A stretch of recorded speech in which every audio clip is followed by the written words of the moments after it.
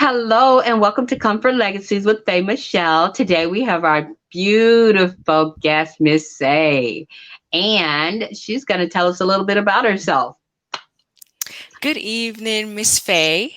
I am Yeah. Say. I'm an author of two books, Hidden Commonalities, Identifying the Cultural Similarities among Black people, among Africans and African descendants. My second book is Unraveling the Story of Black African Hair. I'm a mother, a Mhm. wife, I'm an advocate, and I'm an enthusiastic about African and African diaspora studies. Okay. I've had a couple of diasporas. Well, I guess you'll be the second, but I've talked to some other people about it. Yes.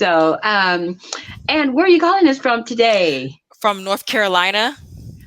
North Carolina. Okay, I have a nephew there in North Carolina.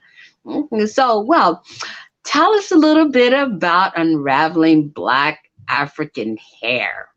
So, with this book, the second book that I wrote, Unraveling the Story of Black African Hair, I talk about the history of Black people's hair, starting from Africa and the way how our hair, the way how the role of our hair, and the way how the importance of our hair.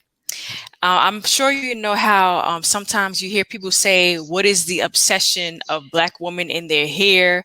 Why are they so obsessed with hair?" And it's not about obsession, it's just something that has been a part of our cultural identity. Okay.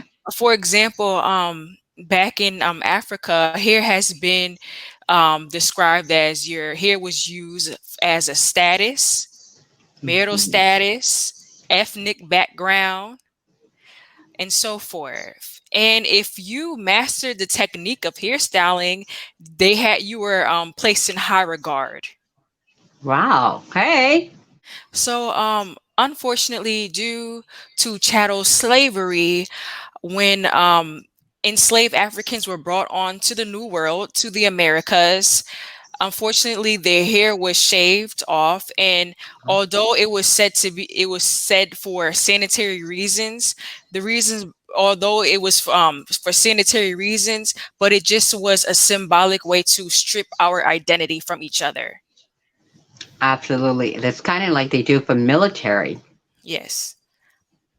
Yes. For those of us who like to play in hair, it's therapeutic, you know. Um, It always was. We have our wash days. I have someone, an author who wrote a book called Wash Days, and it's very much woven into the culture. Yes, Hair, absolutely. you know, it's Absolutely. and it is different based on the fact that we don't just get in a shower and scrub up and wash your hair every day, so it becomes a little mundane or something. This is really a ritual, custom, particular days, and it has a lot of heritage, and which is why I thought it was so interesting for you to tell us about it. So, what made you decide to write this story? For me, growing up, I did not like my hair. Um, Before my hair was natural. Growing up, and around me, I saw relatives, friends, classmates with their hair permed, relaxed, and I always begged my mother, "Mom, you should perm my hair. I want to perm too." And I didn't realize like how beautiful my kinky hair is, and my shrinkage and so forth. So I ended up having my first perm at the age of 9, and I was Okay. happy. But then um, I had issues where my hair broke off, and I had years of experiencing hair breakage. One moment it will grow, the next one will break off, and so forth. And when I turned 20, I started transitioning. Mhm. I was transitioning. I'm growing out the relaxed hair, and I would chop off a little bit, and so from then on, I decided, you know what, I want to go back natural. I want to return natural. And during that time period, there were a lot of YouTube influencers who would turn natural, and then they would have like a vlog of them being natural, what products they're using, and so Mhm. forth. And then that also inspired me to return natural. And after I returned natural, my mother and sister returned natural as well. Okay, all right. And you have gorgeous hair. Thank So, you. I see that. And so, tell me a little bit about your second book. Well, the second book is the second book is about the natural hair. So Oh, okay. my first book is that I wrote is called "Identifying Cultural Similarities Among Africans and African Descendants." That's the Okay. first book. Okay. Is that children's book, or is it like a novella or something? It's I would say more for adults, college students, Okay. and adults, and even high school students can read it. Oh, So okay. it's more of a historical book. It's about history. So the first book is more so about African and African diaspora studies based on that. Oh, okay. So, do Black you have your books history. with you? Yes, ma'am. Okay. Can you hold them up so we can see the So covers? this is my first book. Okay. African diaspora. All righty. And you can flip through a little bit. It's just written word, right? Yes, No pictures. no pictures, just written words. Okay. And then what about your second one? And then the second one that we just talked about our natural hair, our hair, Yeah. and that's Oh, me on the cover. all right. And Ah, all right. And so, what do you discuss in your book? The black which hair. the The the black first hair. Oh, well, this one I start off with my story. The story that I'm talking about is when I was transitioning and working Mm, toward returning natural. I okay. talk about the history of Black hair starting from Africa and toward the diaspora, the way how hair is ruled, how viewed during slavery, post-slavery, and Oh, okay. the Black Power Black. movement, the way how hair has been, the 70s, 80s, 90s with weaves. Do you Um, show pictures? I do have some pictures of those who I actually interviewed a few women, and their Oh, pictures are there within the book. oh, okay. Can you show a couple? Yes.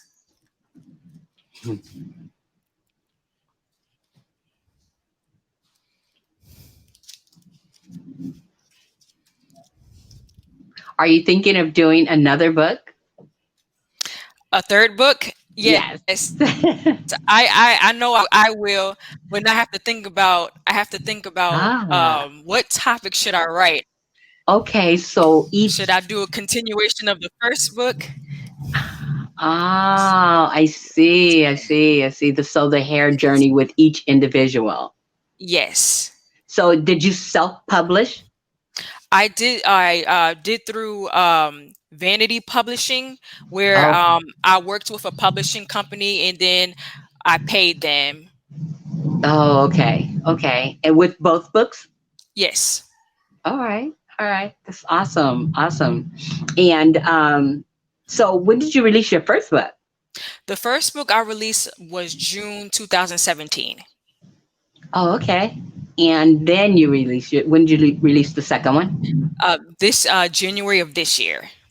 Oh, wow. Okay. So now they're on Amazon. Yes. So what was it like to get that first book in your hand? I was proud of myself because it's just something with this first book. It has been a passion for me for many years, especially regarding Black history, African history, as well as African diaspora history. And for me, the purpose of this book was to create solidarity between African people and people of African descent. Okay. Okay. And that's what you talk about in your first book. Yes. Yes. Okay. I talk about And how we are. go Yes, ahead. I talk about how we are in common. I talk about food, how Africa played a conspicuous part in the formation of African American culture, Yeah, Caribbean, and even Latin culture, absolutely. Latinx culture. Oh, okay. Okay. And how has the response been for the bugs? A lot of people like the first book. They say how it made them appreciate where they come from and their culture and want to know more. And I even observed how now, as time has passed, there are people of African descent want to connect with Africa. They want to know more. And with this book, it shows them that connection. So I am trying to bridge the gap for each Right. groups. Okay. And you're in North Carolina, you said. I am. So where are you from? I was born in New York City, in Far Rockaway, Queens, New York City. I grew up up north. I also lived in New Jersey, Pennsylvania, and originally my family is from Liberia, West Africa. Oh, okay. So do you travel a lot to Africa? No, I have not. It's been years. Really? Yes. Oh, okay. Okay. So what gave you that notion to write the book on African diaspora? Well, I love African American history and African diaspora history. My father, he's a retired social studies teacher. Uh-huh. And I know growing up, I would see textbooks of African Mhm. American history. I would see African history. I would see African diaspora history. So that gave me that fuse to want to write something regarding that. And then growing up, like living in New York City and living in the Northeast, there's diversity. Yes. And sometimes, like when you see a black person, oh, they're black, but then there's different we're black people. We are, but there's different kinds of black people. There's African Americans, there's Caribbeans, Yes. Afro Caribbeans, there's Afro Latinx, and so forth. And sometimes some people aren't don't realize that. And I know in New York City is a little bit different. People are aware of that culture Right. because it just Absolutely. it's just black people, but yeah, it's black people, but then we have different cultures. Yes, absolutely. So I like your name, Say. Thank So you. what is do you have a meaning for it? Do you know the meaning of your name? Yes, I do know the meaning of my name. Depending on in Liberia, depending on what ethnic group you come from, it means it has different meanings to it. So the ethnic group where my family comes from on my paternal side, it means to speak, to say something, to speak. Beautiful one who speaks. Okay. I like that. Beautiful Thank one who you. speaks. Ah, that's awesome. Something to break. So do you know what it means on the other side? I know in some other ethnic groups, I think say means firstborn Oh, okay. or first boy because my name is unisex. Both boys and girls can have that name. And I know with my name is usually if you're a girl, it will be spelled with two E's, but my parents just put one E for my name. So we'll just stay with beautiful one who speaks. Yes. It's appropriate. It fits. This is Thank so you. awesome. So, do you have any children? Yes, I do have children. I have one son. Oh, how old is he? He's 2.5. Oh, a little baby. Okay, so I'm going to say your next book is a children's book, and you can write about sharing the stories to him. Yes. So that's awesome. Wow. Okay, so what publishing house did you say you went through? The Light L agency. Oh, okay. What was that experience like?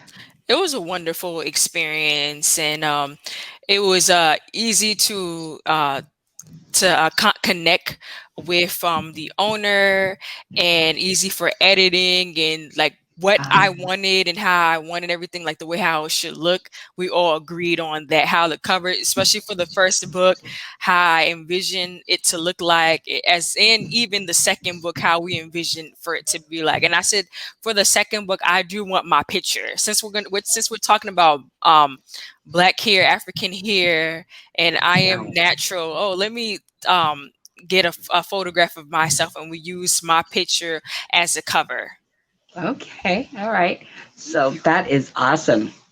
Well, is there any words that you would like to leave to the audience for someone who perhaps is on the fence about writing their book?